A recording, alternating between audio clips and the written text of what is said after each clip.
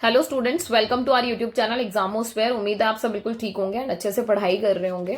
So basically आज हम लोग ancient and medieval Indian political thought में यूनिट 10 कवर करने वाले हैं। आई नो अभी बहुत सारे स्टूडेंट्स की क्वेरी थी लास्ट वाली यूनिट में कि वो यूनिट 9 ना होकर वो यूनिट 10 थी और आपके सिलेबस के अकॉर्डिंग ये यूनिट 11 होनी चाहिए थी, राइट। बट इतना मतलब टेंशन लेने की जरूरत नहीं है, वो वाली यूनिट हम लास्ट में कवर कर लेंगे, राइट। सो आप इसको यूनिट 10 के नाम से भले ही पढ़ रहे हो अबुल फजल, पर in your syllabus it is unit 11, right. और मैं जो इसके बाद यूनिट कवर करने वाली हूँ वो यूनिट 11 के नाम से ही होगी भलाई, ठीक है। बट वो होगी आपकी एक्चुअल में अकॉर्डिंग टू योर सिलेबस कौन सी होगी, वो आपकी यूनिट 9 होगी, ठीक है। सो इसलिए टेंशन लेने की जरूरत नहीं है। और यूनिट 9 का नाम आपका वही है ना, आदि शंकराचार्य वाली, ठीक है। सो इसको हम लोग फॉलो अप कर लेंगे इसके बाद। बाकी शुरू करने से पहले एक दो जरूरी बातें।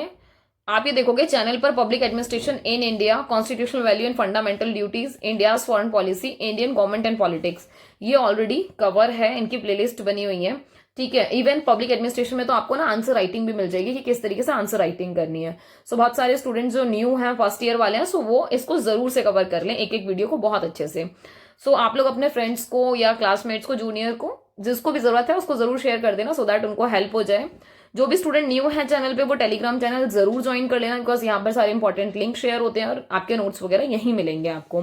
लाइक शेयर एंड सब्सक्राइब जरूर कर देना। बहुत सारे स्टूडेंट्स हैं जो सब्सक्राइब नहीं कर पाते, तो उनको न्यू जो वीडियोस अपलोड होती है उनका कोई भी नोटिफिकेशन नहीं मिल पाता समटाइम, ठीक है। सो आप लोग प्लीज इसको सब्सक्राइब कर लेना एंड शेयर जरूर कर देना।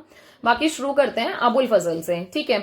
अच्छा ये बात सुनो मेरी कि जो अबुल फजल है, नाम ऐसा तो नहीं है कि बिल्कुल नया सा है, हमने पहले भी कई बार सुना है या फिर हमने अपने स्कूल टाइम में भी इनके बारे में पढ़ा है, ठीक है। सो मिडेवल इंडिया में आप ये देखोगे कि मिडेवल टाइम पर इनकी एग्जिस्टेंस थी। अबुल फजल का जो टाइम पीरियड है वो 1551 से 1602 का माना जाता है और ये काफी मोस्ट वेल नोन, मतलब आप ये देखोगे पर्सनालिटी रही है। बहुत सारे ऐसे रीजंस हैं क्योंकि इनका जो काम है, मतलब आप ये देखोगे जो इंटेलेक्चुअल थीम है इनकी राइटिंग्स में आपको दिखाई देती है। इसके अलावा जो परसिस्टेंस है, मतलब अपीलिंग टू रीजन, समझ पा रहे हो कहने का मतलब ये कि जो आप मतलब जितनी दृढ़ता के साथ इन्होंने अपील की है अपनी चीजों की, जैसे आप रिलीजियस ऑफ फेज दिखेगा आपको इसमें कि आपको रिलीजियस के बारे में, कल्चरल नॉर्म्स के बारे में, या फिर इन्होंने नोवल अप्रोच यूज की है अपने गोल्स को फुलफिल करने के लिए, फिर अपनी राइटिंग में। सो किसी भी पर्सनालिटी को अगर आपको देखना है और अगर वो लिखता है तो आप उनके लिखने की शैली या फिर वो किस कॉन्टेक्स्ट में लिख रहे हैं उसके अकॉर्डिंगली आप क्या क्या जज कर सकते हो कि हाँ मतलब इनका क्या थॉट प्रोसेस रहा होगा, किस तरीके के ये नॉर्म्स कल्चर को, रिलीजन को, मतलब क्या क्या एस्पेक्ट्स देते हैं। सो हम वो इनकी राइटिंग में देखते हैं, ठीक है। सबसे इंपॉर्टेंट बात जो आप अपने आंसर में जरूर से मार्क करके आओगे, ठीक है, और अंडरलाइन के ना साथ मार्क करके आना, ठीक है।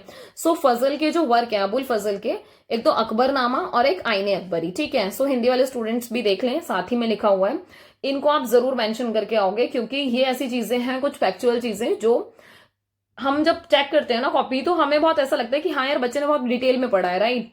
और कुछ कुछ जो इंपॉर्टेंट चीजें हैं वो अगर आप कवर करते हो तो आंसर राइटिंग आपकी बहुत अच्छी हो जाती है, ठीक है। सो इस चीज को ध्यान रखना। सो दो मेजर वर्क हैं जो आपको दिखाई देते हैं जो डायरेक्टली इनकी मतलब नॉलेज को एक्सप्रेस करते हैं। अच्छा, फजल की जो रॉयलिटी है स्टेट के, मतलब आप कॉन्टेक्स्ट में देखोगे, सो हम उसे देखते हैं। एक चीज और है, देखो अबुल फजल वैसे तो बहुत वास्ट है, किसी भी थिंकर को पढ़ोगे, बट हम अपने सिलेबस वाले ही एस्पेक्ट्स को कवर कर रहे हैं, सो इस चीज का जरूर ध्यान रखना। अच्छा, there is no higher dignity in God's eye than that of royalty, इसका मतलब समझ पा रहे हो, वो ये कह रहे हैं, मतलब ये अबुल फजल के थॉट्स को हम पढ़ रहे हैं, right.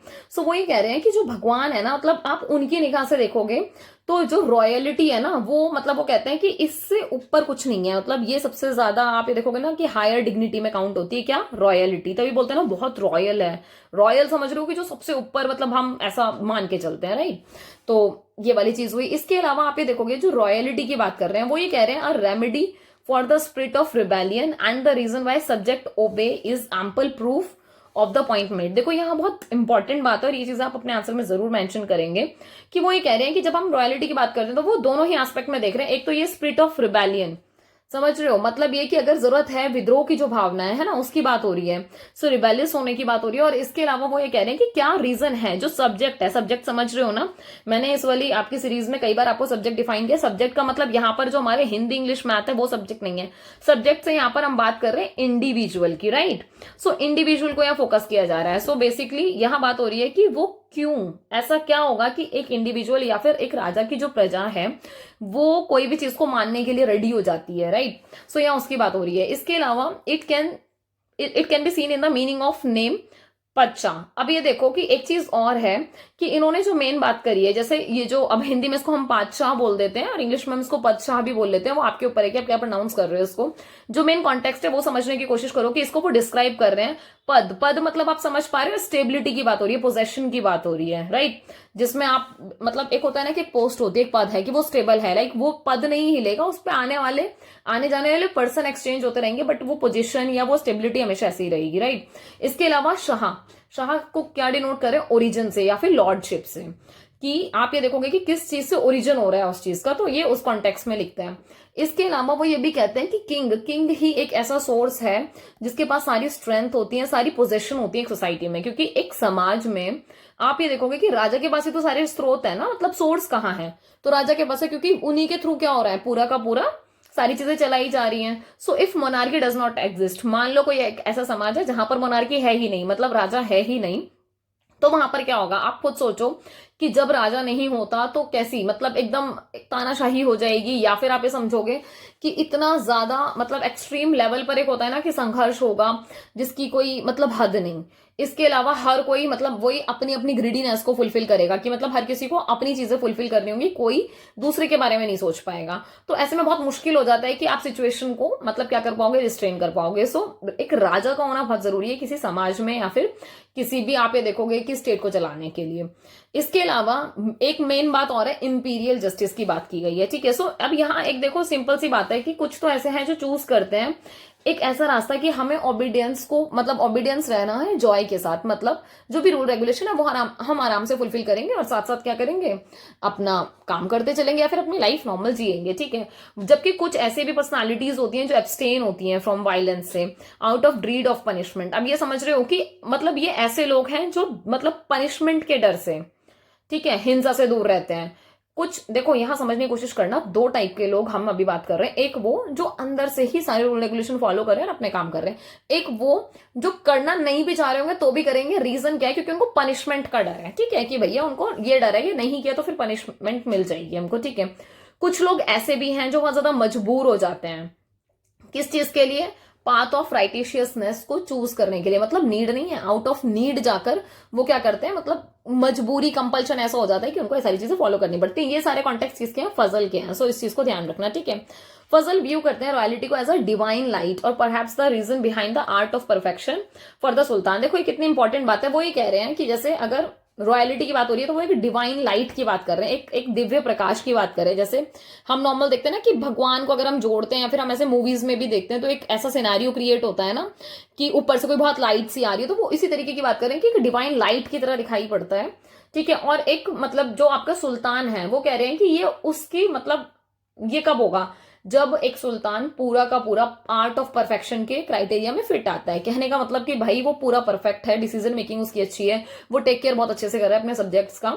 So he is talking about that. अच्छा, इसके अलावा वो ये भी रेफर करते हैं, आप ये वर्ड थोड़ा ध्यान से इसको लिख लेना या याद कर लेना, ठीक है, फॉर ए इजीदी। अब देखो ये जो है इसको वो दिव्य प्रकाश बोल रहे हैं कि ये जो वर्ड है ये मॉडर्न लैंग्वेज में जैसे हम डिवाइन लाइट बोल लेते हैं इसको, ठीक है। इसको क्या रेफर किया जाता है, वो कह रहे हैं इसको क्यान खुरा, ठीक है। मतलब एंशियंट लैंग्वेज में अगर देखा जाए तो इसको क्यान खुरा कहा जाता था पुराने टाइम पे, जिसको आज के टाइम पे हम डिवाइन लाइट कहते हैं। तो इससे जोड़ रहे हैं कि इसको सुल्तान को वो कहते हैं कि राजा एक तरीके से डिवाइन लाइट की तरह है, क्योंकि भगवान का ही रूप मान लिया गया ना एक तरीके से। अच्छा, इसके अलावा ये बात भी सही है कि यहाँ क्या बोला गया कि जो प्रेजेंस है, man bow their heads in adoration and place their foreheads on the ground as if they were submitting to God. एक बात समझ रहे हो, देखो जब भगवान को हम सजदा करते हैं, भगवान को याद करते हैं, तो होता क्या है, जब आप भगवान को याद कर रहे हो तो मतलब हालांकि पुरुष के कॉन्टेक्स्ट में इन्होंने लिखा कि जो मेल है या फिर जो मैन है वो अपना सर झुकाते हैं भगवान को आराधना करते हुए, भगवान को याद करते हुए, और जो उनका फोरहेड होता है, जो उनका माथा होता है, वो जमीन पर रखते हैं, ठीक है। और इससे क्या दिखा रहे हैं वो कि वो भगवान के प्रति पूरे के पूरे तरीके से खुद को सबमिट कर रहे हैं, सरेंडर कर रहे हैं। आ गई बात समझ में। इसके अलावा उन्होंने क्या कहा कि बादशाह के बारे में बोलते हैं कि बादशाह जो है या फिर जो आपका मतलब सुल्तान कह लो एक तरीके से, ठीक है। सो उनके लिए बोला गया है इसमें कि उनके लिए ना सब इक्वल रहेंगे, मतलब डिस्क्रिमिनेशन नहीं करना। वो कह रहे हैं डिस्क्रिमिनेशन अगेंस्ट, अगर किसी के साथ कास्ट, रिलीजन, सोशल क्लास के आधार पर अगर किसी बादशाह ने या सुल्तान ने डिस्क्रिमिनेशन कर लिया तो वो एक अच्छा डिसेंट रूलर नहीं माना जाएगा, समझ रहे हो। इसकी बात हो गई। इसके अलावा एजेंट ऑफ गॉड माना जाता है, क्योंकि जो भगवान के दूत हैं भाई उनको परमिट नहीं है, क्योंकि भगवान जब डिस्क्रिमिनेशन नहीं करता तो जो उनके भेजे हुए दूत हैं, जैसे बादशाह को बोला गया, सुल्तान को बोला गया, सो लाइक कि ये डिस्क्रिमिनेट नहीं करेंगे। तो ऐसे बहुत सारे न्यूमरस रिलीजियस बिलीफ हैं जो सोसाइटी में मतलब एग्जिस्ट करते हैं, सो उनकी बात हो रही है। इसके अलावा जो फजल है वो सोसाइटियल डिवीजन की बात करते हैं। अच्छा, एक बात और है कि इन्होंने जो सोसाइटी में ना बेसिकली आपकी मतलब किन चीजों को डिस्क्राइब करने की कोशिश की है, इन्होंने सॉवरेनिटी को और स्टेट को सोसाइटी के टर्म्स में डिस्क्राइब करने की कोशिश की है। इन्होंने बताया कि जो पॉपुलेशन है आपकी वो 4 तरीके के ग्रुप्स में डिवाइडेड है, ठीक है। एक तो वॉरियर हो गए आपके, एक क्राफ्टमैन्स हो गए, एक मर्चेंट्स हो गए, ठीक है, और एक आपके हो गए जो लर्न मैन होते हैं, समझ रहे हो। मतलब जो जैसे मान लो कि एक मतलब अलग से उस चीज को उस अलग कैटेगरी में आप रख सकते हो, हालांकि इनको, ठीक है। सो ये 4 ऐसे समूह हैं या फिर पॉपुलेशन के ग्रुप हैं जिनके अलग अलग आप ये देखोगे कि काम है, अलग अलग तरीके से ये लोग काम करते हैं। अच्छा, एक बात और थी जो इंपॉर्टेंट है इसमें कि he degraded this class based on social economic reality on his period. उन्होंने अपने टाइम पीरियड में क्या किया, जो सोशो इकोनॉमिक के बिहाफ पर जो क्लास बेस्ड चीजें हैं उन्होंने इसको डिग्रेड किया, राइट। तो नीचे दिखाया। इसके अलावा based on the Greek tradition, आप देखोगे ग्रीक ट्रेडिशन के हिसाब से भी क्या किया गया है, मतलब ह्यूमन बींग्स को 3 कैटेगरी में डिवाइड किया गया है। एक तो नोबल, मतलब ग्रीक में ये चीज मानी गई कि जो ह्यूमन है वो 3 कैटेगरी में डिवाइडेड होता है। एक वो जो नोबल होता है, ठीक है, दूसरा वो जो बेस के आधार पर, मतलब आप ये कह लो उसको कि जो बेसिक वाला पार्ट हो गया, ठीक है। एक हो गया इंटरमीडिएट, मतलब जो आप मध्यवर्ती वाली बात कहते हो, ठीक है। सो बेसिकली इन 3 तरीके की कैरेक्टरिस्टिक्स को डिवाइड किया गया ह्यूमंस के बीच में कि भाई इस टाइप के ह्यूमंस होते हैं, ठीक है। अब ये जो कैरेक्टरिस्टिक्स हैं ये कहीं ना कहीं सेल्फ सेंटर्ड पीपल, मतलब एक बात समझो कि अगर कोई भी इंडिविजुअल सेल्फ सेंटर्ड है ना, तो उसकी कुछ कुछ क्या होंगी, कुछ कुछ विशेषताएं होंगी, कुछ कुछ कैरेक्टरिस्टिक्स होंगी। सो वही बोला गया कि वो अपनी जो एक्टिविटीज हैं उनको कैरी आउट करते हैं किसके कॉन्टेक्स्ट में, जो सेल्फ सेंटर्ड होगा ना वो हमेशा ओन बेनिफिट के लिए काम करेगा रेदर देन अदर्स बेनिफिट। आप वर्ड से समझ जाओ, सेल्फ सेंटर्ड फोकस किस पर कर रहा है, अपने ऊपर, right. So individual is taking care of our self not for others, right. तो यहां बात वही हो रही है कि वो दूसरे के बेनिफिट को ना देकर अपने बेनिफिट की तरफ देख रहे थे, ठीक है। जो अबुल फजल के ह्यूमन बीइंग के ऊपर जो आप ये देखोगे व्यूज हैं या फिर पर्टिकुलरली लोअर क्लास की बात होती है, ठीक है। सो उनको ये रेफर क्या करते हैं, बेस या फिर इग्नोरेबल, मतलब ये कहते हैं कि जो बिल्कुल निम्न वाले हैं, कौन, अबुल फजल कह रहे हैं, राइट। सो अबुल फजल को क्या कहा गया है बेसिकली कि वो जो बिल्कुल ही इंसान में जो आप लोअर क्लासेस वाले पार्ट है उसको इग्नोर ही कर देते हैं, एक तरीके से उनके बारे में उन्होंने कोई बहुत ज्यादा ह्यूमैनिटी की बात नहीं किया, उनके बारे में कुछ बहुत ज्यादा फेवर नहीं लिया है या नहीं कहा है, राइट। इसके अलावा इंडिविजुअल जो है वो बिलोंग कर रहा है, मतलब आप ये देखो कि जो मतलब एरिस्टोक्रेटिक फैमिलीज से बिलोंग कर रहे हैं या फिर अपर कास्ट से बिलोंग कर रहे हैं, उनके बारे में बोला गया कि should not aspire to a portion of state authority. अब यहाँ बात समझ पा रहे हो आपके, मतलब वो ये कह रहे हैं कि भाई जो भी उच्च फैमिली से हैं, अपर क्लासेस से, उनको मतलब इतना ज्यादा स्टेट से अपने आप को रिलेट करने की जरूरत नहीं है, क्योंकि those in charge of running of state should be reserved for noble families. क्योंकि कॉमन सेंस है कि अगर आप स्टेट का पार्ट हो तो आप नोबल फैमिलीज में काउंट किए ही जाओगे, तो मतलब आपका तो रिजर्व्ड है ही क्राइटेरिया, ठीक है। सो जो अपर कास्ट है उनको बहुत अलग से इन्होंने क्या किया, वैल्यू करने की कोशिश की, ठीक है। और एज अ रिजल्ट यही था कि जो pre dominance of with sector in society, मतलब ये वाली चीज कहीं ना कहीं दिखाई पड़ती है फिर कि जो मतलब वही अपर का लोअर के ऊपर जो डोमिनेशन है वो इनकी राइटिंग्स में साफ साफ दिखाई देता है। फजल के लिए अगर आप ये देखोगे, it was the most significant element of any sultan, मतलब ये देखो यहाँ पर कि किसी भी सुल्तान के लिए बहुत ज्यादा सिग्निफिकेंट एलिमेंट, बहुत इंपॉर्टेंट चीजें हो जाती हैं जब यहाँ इंडल्ज किया जाता है विद द, मतलब आप ये देखोगे बेसिकली कि ये ना छोटी छोटी सी चीजें हैं जिनकी ये बात कर, यहाँ इन्होंने बात की बेसिकली किन फीचर्स की, फॉर ए इजी दी, ठीक है, इसकी बात ये कर रहे हैं। और ये एक ऐसी चीज है जिसमें ये देख रहे हैं कि किसी भी, मतलब आप ये देखोगे कि यहां पर ना ये पर्सनल स्ट्रगल को तवज्जो ना देकर ये क्या कह रहे हैं, सोसाइटी में स्टेबिलिटी लेके आनी है, समझ रहे हो। तो इंडिविजुअल को ध्यान में ना देकर ये क्या कर रहे हैं, यूनिवर्सली मतलब पूरी सोसाइटी को ध्यान में रखने की बात कर रहे हैं, ठीक है। और ये भी बात सही है, it was also his responsibility. वो कहते हैं कि ये भी उन्हीं की रिस्पॉन्सिबिलिटी है कि वो रिस्टोर करे, बैलेंस को कंट्रीब्यूट करें वर्ल्ड को फ्लरिश करने में। और कैसे वो वर्ल्ड को फ्लरिश करने की बात करते हैं, by combining individual talent with respect for others. कहने का मतलब ये कि अगर इंडिविजुअल में कोई भी टैलेंट है तो आप उसको क्या दोगे, बढ़ावा दोगे, आप उसको रोकोगे नहीं। बट हाँ, आपको इस चीज का ध्यान रखना पड़ेगा कि आप अदर्स को वैल्यू करो, ऐसा ना हो कि किसी के चक्कर में कोई और डिग्रेड हो जाए या फिर किसी और को मतलब डिसरिस्पेक्ट हो जाए। इसके अलावा जो अबुल फजल हैं, आप ये देखोगे कि अगर क्लासिफिकेशन अगर देखा जाए, जैसे ह्यूमन बीइंग के जो क्लासिफिकेशन की बात करते हैं, तो उन्होंने 3 टाइप के जो मतलब उसकी बात करी है ना, मतलब क्लासिफिकेशन की, वो किस बिहाफ पर करी है, बिहेवियर के बिहाफ पर। सो जो कॉन्टेक्स्ट दिया वो उन्होंने दिया people whose loyalty to the king. एक तो वो जो कहीं ना कहीं अपने राजा के प्रति बहुत ज्यादा ईमानदार है और बहुत ज्यादा वफादार है, ठीक है। इसके अलावा Akbar, Akbar is unwavering and, अच्छा एक चीज और है, अनडिमांडिंग, एक सेकेंड इसको कंप्लीट कर लेते हैं फिर बताती हूँ। Akbar is unwavering and undemanding are the noblest of souls. देखो एक चीज और है, जैसे कि आपने बहुत सारे अलग अलग थिंकर्स के बारे में पढ़ा होगा, मतलब उस टाइम के जो मतलब सल्तनत टाइम पीरियड के आपने डिफरेंट डिफरेंट पर्सनालिटी को पढ़ा होगा। ये बात सही है कि अकबर का काफी अलग वो रहा है रुतबा, है ना, मतलब अकबर के टाइम पे काफी मतलब मेजर चेंजेस हुए हैं। सो हम मतलब उनको भी चाहे तो एक आध उसमें मतलब थोड़ा सा अगर आप चाहो तो, मतलब ऑल तो मैंने यहाँ बहुत ज्यादा इंक्लूड नहीं किया ऐसी चीजें, बट अगर आप अपने आंसर को और चाहो थोड़ा सा बढ़ाना तो यू कैन ऐड दिस, ठीक है, इफ यू वांट। सो यही मुझे बताना था, ठीक है। सो यहाँ बेसिकली बात ये की गई कि भाई मतलब अगर एक इंडिविजुअल की बात की जा रही है कि भाई वो अपने किंग के प्रति, अपने राजा के प्रति बहुत ज्यादा ईमानदार होना चाहिए, ठीक है। और जो बहुत ईमानदार होता है अपनी सारी चीजों को फॉलो अप करना होता है, कोई अनडिमांडिंग। और फिर अकबर के बारे में बात की गई कि अकबर बहुत अनडिमांडिंग टाइप के सोल थे, ठीक है, और इनको नोबलेस्ट सोल भी कहा जाता है, ठीक है, क्योंकि मतलब एक होता है ना कि बहुत मतलब बहुत महान रहे हैं ये अपने टाइम पे। अच्छा, फजल्स आइडियल सुल्तान अकबर। फजल के हिसाब से जो एक आइडियल मतलब एक आदर्श जो राजा होता है या सुल्तान होता है ना, वो कौन थे, अकबर थे, ठीक है। हालांकि हम मिडेवल वाले टाइम पीरियड में देखेंगे राजा वर्ड का यूज नहीं किया जाता, बट आपके ईज के लिए I am using this word so that कि आपके दिमाग में वो एक इमेज क्रिएट रहे। बट हाँ, इस चीज का ध्यान रखना कि ये वाले जो मिडेवल टाइम के जो आपके थिंकर्स होते हैं या इन पर्सनालिटी को जब भी आप अटेम्प्ट करते हो, so you can't use Raja word, okay. You will use जो भी वर्ड मतलब बादशाह, सुल्तान, तो मतलब you will use that words only, okay.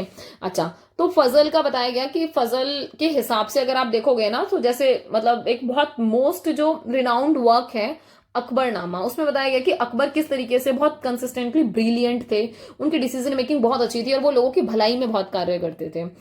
एक चीज और है कि उनका मतलब टॉलरेंस बहुत हाई लेवल का था, मतलब बहुत अच्छी उनकी क्षमता थी, पेशेंस बहुत था उनमें, बहुत ओपन माइंडनेस थे वो, क्योंकि आपने देखा होगा वो डिफरेंट डिफरेंट जो धर्म के लोग होते थे ना, उनके साथ भी बैठकर मतलब बातचीत करते थे, उनके साथ भी डिस्कशन वगैरह करते थे।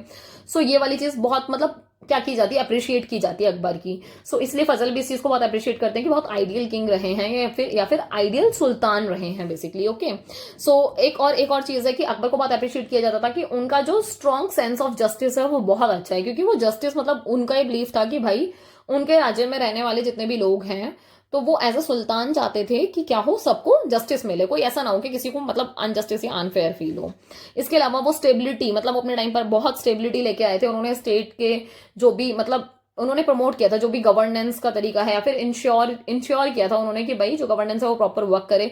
एम्पावर किया था उन्होंने इकोनॉमिक ग्रोथ को, पीस को, सेफ्टी ऑफ हिज पीपल, मतलब उनका बहुत बड़ा मोटिव था कि भाई मेरे स्टेट में रहने वाले जितने भी लोग हैं वो हर कोई सेफ रहना चाहिए और मतलब एम्पावर्ड होना चाहिए, इकोनॉमिक ग्रोथ होनी चाहिए। सो उन्होंने इन सारी चीजों पर भी बहुत ध्यान दिया था। इसके अलावा उन्होंने इस चीज को बहुत ज्यादा ध्यान दिया था कि कोई भी मतलब रिलीजन के लोग होंगे तो वो अपनी जो रिलीजियस प्रैक्टिसेस हैं, अपनी पूजा अर्चना जो भी उन्हें अपने धर्म के अनुसार करनी है, so they were free to do, okay. So इस चीज को बहुत सपोर्ट करते थे। इसके अलावा अबुल फजल का अगर आप देखोगे सो उन्होंने बहुत मॉरल आर्ग्यूमेंट यूज किया है डिफेंड करने के लिए जो भी मतलब उनकी इंपीरियलिस्ट पॉलिसीज थी उसके लिए।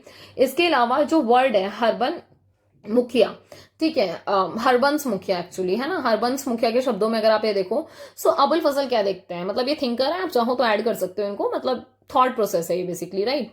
सो उन्होंने क्या बताया कि आप ये देखोगे कि जो सॉवरन प्रिंसिपल है, आप पैट्रियार्कल फिगर में अगर आप देखो, मतलब पैट्रियार्कल फिगर समझ रहे हो ना, पितृसत्तात्मक की बात हो रही है ना। सो जो पैट्रियार्कल व्यक्ति के रूप में अगर आप देखो तो संप्रभु को बहुत मेन माना जाता है।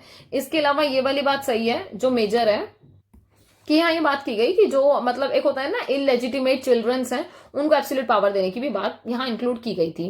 मतलब ये कौन कह रहे हैं, ये हरबंस मुखिया कह रहे हैं अबुल फजल के ऊपर लगाकर कि मतलब उनके हिसाब से ऐसा ऐसा भी। अच्छा, अबुल फजल अगर आप अदर हैंड मतलब अदर हैंड पे देखोगे दूसरे वाले साइड पे, तो आप ये चीज देखोगे यहाँ पर जो मेजर कि एक किंग की अथॉरिटी है, मतलब वो बाइंड करते हैं किंग को, कि एक किंग बाउंड होता है कि वो अपने सब्जेक्ट को या फिर अपने सिटीजन को क्या करेंगे, पैटर्नल केयर्स प्रोवाइड कराएंगे, ठीक है। अपनी मतलब जो भी उनकी अथॉरिटी में जो जो केयर्स आती हैं या फिर जो जो चीजें वो अपनी जनता के लिए कर सकते हैं वो एटलीस्ट उसको करेंगे। अच्छा, अब बात आती है डिस्कोर्स ऑफ जस्टिस की। अच्छा, डिस्कोर्स ऑफ जस्टिस में अगर आप ये देखो, सो ये बात सही है कि किंग की रिस्पॉन्सिबिलिटी होती है कि वो अपने सब्जेक्ट को क्या करेगा, जस्टिस प्रोवाइड कराएगा। पनिश भी करेगा, साथ साथ जस्टिस प्रोवाइड कराने में दोनों ही चीजें आती हैं। मतलब किसी ने अगर गलत नहीं किया तो उसको गलत पनिशमेंट भी ना मिल जाए, पर अगर किसी ने गलत किया तो उसको पनिशमेंट भी जरूर मिलनी चाहिए, ठीक है। जिसने भी गलत किया उसके साथ क्या होगा, पनिशमेंट मिलेगी। सो एक किंग का ये काम होना चाहिए कि वो जस्टिस को गारंटी दे कि चाहे कुछ भी हो जाए, इनोसेंट कभी भी मतलब अनफेयर तरीके से या फिर उसको सफर ना करना पड़े। इसके अलावा वो ये भी बिलीव करते थे कि जो एक किंग है उसको काइंड होना चाहिए, ठीक है, और हार्मोनिक होना चाहिए। जब वो मतलब एडमिनिस्ट्रिंग जस्टिस कर रहा होता है या फिर अपने सब्जेक्ट्स का या बच्चों का, एक होता है ना कि मतलब इस तरीके से ध्यान रखे या इस तरीके से डिसीजन मेकिंग करे जैसे एक पिता अपने बच्चे का करता है ना, तो सेम इसी तरीके से एक किंग या एक सुल्तान का ये मतलब क्या, एक सुल्तान का या फिर एक किंग की ड्यूटी होती है कि वो एज अ फादर ही क्या करेगा, मतलब ट्रीट करेगा अपने सब्जेक्ट को या अपने सिटीजन्स को। अच्छा, इसके अलावा he should remember that he was sent to earth, और इसको उसको हमेशा इस चीज का ध्यान रखना चाहिए कि जो किंग है उसको या फिर सुल्तान है उसको किसने भेजा है, भगवान ने भेजा है। सो आप खुद से नहीं बन के आए हो, आप भगवान के भेजे हुए दूत हो। तो आपका काम क्या है, आपको पीस मेंटेन करना है, आपको सबको जस्टिस देना है और सबके वेलबींग का ध्यान रखना है कि सबका मतलब एक होता है ना कि सबका बराबर से भलाई हो रही है, सबकी टेक केयर आप एक साथ कर रहे हो।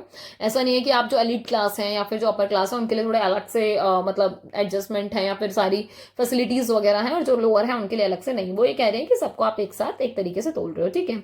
अच्छा, इसके अलावा जो फंडामेंटल नेसेसिटी है उन चीजों का बहुत ध्यान रखना चाहिए। मतलब किसके द्वारा, सुल्तान के द्वारा या फिर किंग के द्वारा, इस चीज को ध्यान रखने की बात की गई। इसके अलावा जब ये बात आती है मनार्क के ऊपर, ठीक है, कि मनार्क अगर कोई जजमेंट पास करते हैं तो उनको हमेशा इस चीज का ध्यान रखना चाहिए कि जब आप मतलब मान लो आप हायर अथॉरिटी हो, आपके पास डिसीजन मेकिंग के, तो आपको अपने आप को वो मतलब कहते हैं ना, कहावत है ना कि खुद को शूज ऑफ द कल्प्रिट में रख के देखो। कहने का मतलब है कि खुद को उस परिस्थिति में रखकर तब डिसीजन मेकिंग करो, ताकि मतलब इतने मतलब एक होता है ना कि एकदम ऐसा डिसीजन हो एकदम पानी की तरह साफ, ट्रांसपेरेंसी हो, और आप उस परिस्थिति में खुद को रख के देखोगे तो आप बेटर तरीके से समझ पाओगे, तो आपकी डिसीजन मेकिंग और अच्छे लेवल की होगी। सो इस चीज का ध्यान रखने की बात की गई। इसके अलावा ट्रेडिशन के अकॉर्डिंग अगर देखा जाए तो सुल्तान की जो डिजायर है वो हमेशा यही होती है कि वो ज्यादा से ज्यादा जो अच्छाई है उसको क्या करे, मतलब एक्सप्रेस करे या फिर लोगों तक फैलाए, तो वो उसका ज्यादा से ज्यादा विस्तार हो, ज्यादा ज्यादा एक्सपेंशन हो किस चीज का, गुडनेस का। इसके अलावा इस मतलब इस चीज के लिए हमेशा प्रेस किया जाता है उनको कि जो गुड लोग होते हैं या फिर मतलब आप ये देखो कि जो गलती कर रहे हैं ना तो आप उनको पनिशमेंट ऑफर करोगे। सो सिंपल सी बात है कि इन चीजों की वजह से क्या होता है कि फ्यूचर में भी जो गुडनेस है वो प्रमोट होती है। इसके अलावा अबुल फजल के अकॉर्डिंग अगर देखा जाए तो जो फंडामेंटल कॉन्सेप्ट है मतलब उसमें ये बताया गया कि जो किंग है उसको रिलायंट नहीं रहना चाहिए, मतलब वो किसी भी पर्टिकुलर रिलीजियस फिगर से जुड़ा हुआ नहीं होना चाहिए। इंस्टेड इसके अलावा जो हाई मॉरल स्टैंडर्ड्स होते हैं, ठीक है, वो हमेशा मेंटेन्ड होने चाहिए। कि आप एज अ किंग या एज अ सुल्तान कभी ये नहीं कहोगे कि मैं मतलब मैं तो पर्टिकुलर इस वाले रिलीजन से बिलोंग करता हूं तो मैं तो उन्हीं के लिए काम करूंगा। नहीं, आपको हमेशा अपने मॉरल स्टैंडर्ड्स को हाई रखना पड़ेगा, उनको मेंटेन रखना पड़ेगा, ठीक है। और इस चीज के लिए आपको हमेशा अवेयर रहना पड़ेगा कि जो मॉरल और जो स्पिरिचुअल एस्पेक्ट्स हैं लोगों के भी और आपके भी, वो बिल्कुल अलाइनमेंट में रहे। मतलब ऐसा ना हो कि आप कुछ ऐसी बात कह दो या आपकी कोई स्टेटमेंट इस तरीके की हो जाए सो दैट कि लोगों को लगे कि मतलब ऐसा कैसे बोल कैसे दिया है वाली चीज, ठीक है। अच्छा, इसके अलावा जो आइडिया ऑफ जस्टिस है जिसकी में सबकी बात हो रही है तो उसमें बिलीव किया जाता है क्या कि भाई बिल्कुल ही विदाउट एनी बायसनेस एकदम फ्री हैंड से क्या करना है, डिसीजन मेकिंग देनी है। कोई रिलीजियस जो सोसाइटी है उसका इम्पैक्ट नहीं होना चाहिए, ठीक है। इसके अलावा जब आप अप्लाई कर रहे हो जस्टिस को तो वो सब पर इक्वली, मतलब चाहे कोई किसी भी धर्म का होगा, ठीक है, तो आपको क्या करना है, सब पर इक्वली ही इसको लागू करना है। इसके अलावा उन्होंने एडवोकेट किया था इरेडिकेशन ऑफ किस चीज के लिए, जजिया के लिए। जजिया क्या है, आपका टैक्स है ना, उस टाइम पे टैक्स लगा करता था, तो इस चीज की बात करी कि हाँ भाई इसको इरेडिकेट कर देना चाहिए, इसका उन्मूलन कर देना चाहिए। सो उन्होंने परस्यूड किया था that Akbar consequence were not motivated by spiritual and religious difference but rather by need, है ना, by the need for justice because Indian politics was found on fairness and tolerance which he referred as दरुसला दार उल सुलह, है ना, या फिर सुलह का रास्ता। वो ये कह रहे हैं कि देखो अगर कभी भी ऐसा लगता है कि कोई भी रिलीजियस डिफरेंसेस दिखाई दे रहे हैं या कोई भी ऐसे कॉन्फ्लिक्ट का मुद्दा बैठ रहा है तो वो कह रहे हैं कि बैठो, बैठकर मस्त आराम से सुलह कर लेंगे, सुलह के रास्ते बहुत है। सो हम सुलह करने का ज्यादा कोशिश करेंगे, राइट। तो यहाँ उसकी बात हुई। इसके अलावा अगर आप हुमायूं के टाइम पे देखोगे तो वही बताया गया कि जो भाई मतलब उस टाइम पे ऐसी अपॉर्चुनिटी नहीं थी कि अपडेट किया जाए प्रीवियस एडमिनिस्ट्रेशन को, ठीक है। अगर आप ये देखोगे कि जब हम दिल्ली सल्तनत को समझते हैं तो वो अंडरस्टैंडिंग हमारी वहां से डेवलप होती है। वहां हम देखते भी हैं कि अकबर ने किस तरीके से कॉन्स्टिट्यूशन में मतलब उस टाइम की जो रूल्स रेगुलेशन है या फिर मतलब एक सिस्टम को चलाने के लिए जो प्रॉपर चीजें फॉलो अप हो रही है उसको क्या किया था, अमेंड किया था। समझ पा रहे हो, मतलब जो भी वहां की गवर्नमेंट है, एडमिनिस्ट्रेशन है उस किंगडम का, जिस तरीके से भी सिस्टम पूरा रन करता है उसको क्या किया गया था, जरूरत के हिसाब से अमेंडमेंट संशोधन किए गए थे, राइट। इसके अलावा अबुल फजल बिलीव करते थे कि वो एडवोकेट करते थे जो हाईएस्ट पोजीशन होती है ना सब में, मतलब वो ये कहते थे कि एडमिनिस्ट्रेशन में जितने भी ऑफिसर्स होते हैं उसमें जो सबसे हाई पोजीशन होती है वो उसको बहुत ज्यादा एडवोकेट करते थे। ठीक है, इसके अलावा अकबर की बात करते हैं कि अकबर ने अपने एम्पायर को मतलब स्प्लिट कर दिया था, 3 डिवीजन किए थे। ठीक है, तो वो कौन कौन से थे, एक तो सूबा हो गया, ठीक है, एक सरकार हो गया और एक क्या हो गया, महल हो गया। ठीक है, तो यहाँ अलग अलग तरीके से क्या होता था, कार्य होता था। उन्होंने अपॉइंट किए हुए थे chain of officer at various level. यार सिंपल सी बात है कि अगर उन्होंने ये जो आपका फर्स्ट सेकंड थर्ड ये 3 अगर डिवीजन किए हुए हैं, सो इनको काम करने के लिए भी कुछ लोग चाहिए होंगे, तो उन्होंने ऑफिसर्स को मतलब क्या किया हुआ था, अलग अलग लेवल पर क्रिएट किया हुआ था। ठीक है, और यही बात है कि हर मिनिस्टर की एक अपनी जुरिस्डिक्शन दे रखी थी। ठीक है, और एक हैरार्की बनी हुई थी कि भाई उस जुरिस्डिक्शन को फॉलो करते हुए वो जो टॉप मोस्ट हैरार्की है उसके पास हाईएस्ट अथॉरिटी रहेगी। अच्छा, इसके अलावा मुगल एम्पायर में अगर देखा जाए तो ये बात सही है कि वहां पर बहुत कॉम्प्रिहेंसिव और बहुत सेंट्रलाइज्ड मतलब आप ये देखोगे ना कि पैट्रिमोनियल सिस्टम आपको दिखाई पड़ता है। कहने का मतलब ये अगर बहुत आसान शब्दों में समझाया जाए तो मुगल टाइम में भी आपको एक प्रॉपर स्ट्रक्चर्ड मेंटेन्ड पितृसत्तात्मक पैट्रियार्की मतलब जो सिस्टम है वो आपको दिखाई पड़ता है। ठीक है, ये बात सही है कि बहुत टाइप की रैंक और हेरारकी वगैरह सिस्टम में प्रोवाइड की जाती है, क्योंकि रैंक्स के अलावा यही होता है ना कि आपकी अलग अलग हेरारकी होती है, हर बंदा अपने अपने लेवल पर वर्क कर रहा होता है, तो उसको रैंक्स प्रोवाइड की हुई होती हैं। और ये वो वाली चीज है, और ये मतलब कौन से उस पर बेस्ड है, तो ये मनसबदारी सिस्टम है पर्शिया का, उसके ऊपर ये वाली जो मतलब ये जो आप ये देखोगे ना पैटर्न जो फॉलो अप हो रहा है ये उसी के आधार पर ही फॉलो अप हो रहा है। ये जो लेवल है इनको मतलब बेसिकली 2 कैटेगरी में मोटा मोटा बांट देते हैं, एक तो जात के नाम पर और एक सवार के नाम पर। ठीक है, सो इनका ये अलग अलग क्राइटेरिया होता है। 66 जो रैंक है वो मेंशन भी की गई है आईन अकबरी में। अब देखो इससे पता लगता है, जैसे जात और सवार से पता लगता है कि कौन राजा कितना पावरफुल है। जात यहाँ कास्ट वाली जात की बात नहीं हो रही है। ठीक है, सो ये टर्मिनोलॉजी है जो शो करती है कि आप कितने पावरफुल हो या फिर आपके पास कितनी सेना है, कितना क्या है, ये उस टाइप की चीजें है, राइट। तो 66 वो कह रहे हैं रैंक मेंशन की गई है किसमें, आईने अकबरी में। ठीक है, जो डिजर्व करते हैं, रिसीव करते हैं, वो प्रेजेंट करते हैं इस चीज को उस टाइम के सिस्टम में। और जितने भी मनसबदार होते हैं वो डायरेक्टली रिस्पॉन्सिबल होते हैं रूलर के लिए, क्योंकि मतलब वो उनके अंडर काम कर रहे होते हैं। अबुल फजल ने भी जो मनसबदार है मतलब उनकी अवेलेबिलिटी के हिसाब से फिर नंबर और स्ट्रेंथ के हिसाब से इसको बांटा हुआ है।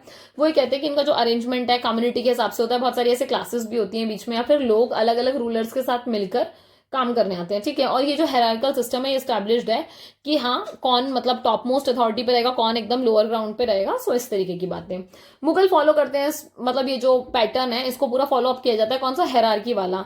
किस लिए भाई, मेंटेन करने के लिए पीस को किंगडम में। ठीक है, और इसके अलावा वो कहते हैं कि इसके अलावा कोई और मतलब अटेम्प्ट नहीं करते चीजों को चेंज करने का, जो मेजर है वो यही है। ठीक है, अबुल फजल फॉर्म बिलीवर हैं, वो बहुत फॉर्मली बिलीव करते हैं कि जो इंपॉर्टेंस है हेरार्की की, ठीक है, वो बहुत मतलब बहुत ज्यादा बढ़ रही है टाइम के हिसाब से। पर उनका ये भी कंसर्न है with the need for talent in the kingdom. मतलब वो यही कह रहे हैं कि भाई मतलब जो कंसर्न है वो उस चीज का है कि अगर मान लो कोई इंडिविजुअल है बहुत टैलेंट रख रहा है तो उसके लिए थोड़ी सी दिक्कत हो जाती है ऐसे में। अच्छा, आर्मी और लैंड रेवेन्यू सिस्टम की बात अगर की जाए तो जो अकबर का एडमिनिस्ट्रेशन था या फिर उस टाइम का जो लैंड रेवेन्यू सिस्टम था वो कंटिन्यूशन में फॉलो अप हो रहा था दिल्ली सल्तनत के एडमिनिस्ट्रेशन में, क्योंकि मतलब एक से दूसरा, दूसरे से तीसरा मतलब ऐसे ही फॉलो अप करते आ रहे थे। ठीक है, जो प्रोविंसेस थे अकबर के मतलब उनको 2 ग्रुप्स में डिवाइड किया गया था। ठीक है, एक तो आपका कौन सा था, सरकार था, और एक था प्रगना। ठीक है, अब आप ये देखोगे प्रत्येक सरकार में मतलब ईच सरकार में आपका क्या है, बहुत सारे प्रगन्स जो प्रगना है वो सब डिवाइडेड थे। तो कहने का मतलब है कि एक के अंडर बहुत सारे आपको छोटे छोटे छोटे छोटे परगनास दिखाई देंगे। अच्छा, जो लैंड रेवेन्यू सिस्टम है इसको भी सर्व किया गया as a foundation of the state's financial infrastructure. वो ये कह रहे हैं कि इसको कहीं ना कहीं जो स्टेट का इंफ्रास्ट्रक्चर है फाइनेंशियली उसके साथ जोड़ने की कोशिश की गई।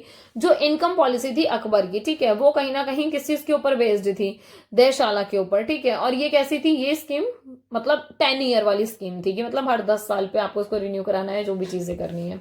अच्छा, इसको इंट्रोड्यूस किया गया था बहुत सारे रीजन्स में इंक्लूडिंग लाहौर, इलाहाबाद, गुजरात, मालवा, बिहार, मुल्तान। ठीक है, और इसके बहुत सारे एक्सटेंट वे को फाइंड आउट किया गया। ठीक है, क्रॉप शेयरिंग सेकंड अप्रोच थी एम्प्लॉयड की, क्योंकि क्रॉप शेयरिंग के थ्रू भी चीजें बहुत होती थी। ठीक है, फाइनली जो collecting of revenue could be accomplished by a variety of alternative mean in other domain. अब ये कहने की वो वाली बात थी, क्योंकि देखो अब आपको चीजें तो करनी है ही। ठीक है, सो ऐसे में क्या होगा कि आप और जो मतलब अलग अलग तरीके हैं जहां से आप अपना रेवेन्यू कलेक्ट करा सकते हो, या फिर और भी जो अलग अलग डोमेन्स हैं उनको आप क्या करोगे, अप्रोच करोगे और उसके अकॉर्डिंगली वर्क करोगे। अबुल फजल रिलेट भी करते हैं कि जब अकबर के रीजन की टाइम होती है ना, जो एम्परर थे वो कहीं ना कहीं मतलब एक सिस्टम बना रखा था ना टैक्स कलेक्शन का इंडिविजुअल बेसिस पे, और जो अरेंजमेंट थे मतलब उसमें परमिट किया गया था किसानों को कि भाई आप आराम से अपना इतना इतना टैक्स दे सकते हो। क्योंकि ये वाली बात भी सही थी कि भाई जैसी उनकी क्या होगी, खेती होगी या जिस तरीके की उनकी मतलब वही प्रोडक्शन होगा उसके हिसाब से ही मतलब उनको देखना पड़ेगा ना। सो टैक्स जो था उनके प्रोडक्शन के मतलब जो भी वो हार्वेस्ट करते थे उसके आधार पर होता था। अच्छा, इसके अलावा एक्सचेंज में आप ये देखोगे कि अगर आप कुछ बना रहे हो, ठीक है, कुछ बना रहे हो मतलब कुछ प्रोड्यूस कर रहे हो, तो बदले में मतलब वही कि आपको टैक्स तो वैसे भी पे करना पड़ेगा। तो ये सिस्टम जो था ना वो पहले वाले सिस्टम से बहुत अलग था, क्योंकि मतलब अब ये मुगल एम्पायर है, तो यहाँ तो वही है कि entire village was required to pay the tax as a single unit of payment. कहने का मतलब ये कि इस टाइम पे इतनी स्ट्रिक्टनेस हो गई थी कि ये मतलब एक होता है ना सिंगल यूनिट ऑफ टैक्स के लिए भी ये लोग बात नहीं कर सकते थे। इस अरेंजमेंट में हर फार्मर को ये रिक्वायर्ड था कि भाई उनको टैक्स देना है, चाहे मतलब एक होता है ना चाहे वो मतलब regardless of weather he produced a productive crop. कहने का मतलब है कि भले ही उसने मतलब कोई प्रोडक्टिव उसका उत्पादन किया हो या ना किया हो, आपको पे तो करना ही पड़ेगा, ठीक है। और इसीलिए क्या हुआ कि जो टैक्स है फिर सारे फार्मर्स में शेयर होने लग गया। कॉन्सिक्वेंसेस क्या निकला कि जब अकबर एम्परर बने, ठीक है, सो उन्होंने इस सिस्टम को मॉडिफाई कर दिया।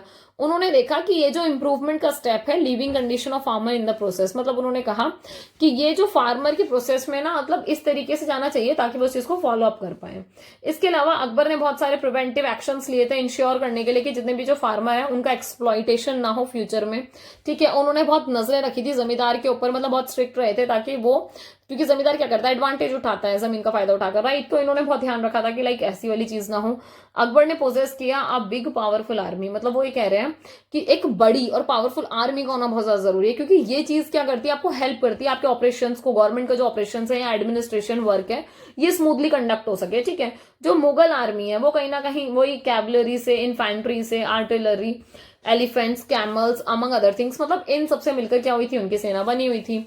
अब कंक्लूजन की तरफ अगर देखें तो जो अबुल फजल है ऑन द अदर हैंड वो कहीं ना कहीं अकबर को बहुत ज्यादा वैल्यू कर रहे हैं, ठीक है, क्योंकि वो अकबर को बहुत एडमायर करते हैं कि भाई बहुत जेन्युइन है, इन्होंने बहुत अच्छे से वर्क किया है। इवन दो अबुल फजल रेयरली मेंशन अकबर्स मिस्टेक। एक चीज और है, इन्होंने देखो अकबर की मिस्टेक्स या कुछ नेगेटिव चीजें नहीं बोली हैं, इन्होंने ज्यादातर क्या बोली है, पॉजिटिव चीजें ही बोली हैं, ठीक है। So in advocating of his policy he was undeniable one of the greatest intellects and theorist that the nation has ever shaped. कहने का मतलब यही कि वो ये कह रहे हैं कि मतलब एक होता है ना कुछ कुछ पर्सनालिटी होती है जिनका बहुत ज्यादा वाद विवाद नहीं होता, कॉन्फ्लिक्ट नहीं होता, बहुत इजीली सब मान जाते हैं, तो बहुत ग्रेट इंटेलेक्ट रहा है उनका, ठीक है। एज अ रिजल्ट अगर आप देखोगे जो उनके कॉन्सेप्ट है सोशल कॉम्पैक्ट के, वो कहीं ना कहीं वही जो डिवाइन ओरिजिन थ्योरी आपकी सॉवरेनिटी की वो उससे फ्लो कर रहे हैं, ठीक है। सो ये हो गया आपका अबुल फजल खत्म। सो अब बेसिकली ना आपकी कौन सी रहती है, यूनिट 11 रहती है, मतलब वही अकॉर्डिंग टू योर सिलेबस कौन सी है, वो आपके सिलेबस के अकॉर्डिंग यूनिट 9 है, ठीक है। स्टार्टिंग में भी बता दिया था, एंड में भी बता रही हूँ ताकि आप लोग का मिस ना रहे, आपको ध्यान रहे, ठीक है। यूनिट 9 का नाम वही आदि शंकराचार्य वाली है, इसको मैं यूनिट 11 के नाम से कवर कर लूंगी, ठीक है। सो इसके बाद अब वही वाली यूनिट में अपलोड करूंगी। सो आप लोग बिल्कुल टेंशन फ्री होकर मस्त आराम से पढ़ो, ठीक है। और लास्ट तक बने रहने के लिए बहुत बहुत धन्यवाद, ठीक है। लाइक शेयर एंड सब्सक्राइब जरूर कर देना, टेलीग्राम चैनल जरूर से ज्वाइन कर लेना। बाकी पढ़ते रहो, आगे बढ़ते रहो, अपना और अपने माता पिता का नाम रोशन करो। मिलते हैं नेक्स्ट वीडियो में बहुत जल्दी, बाय।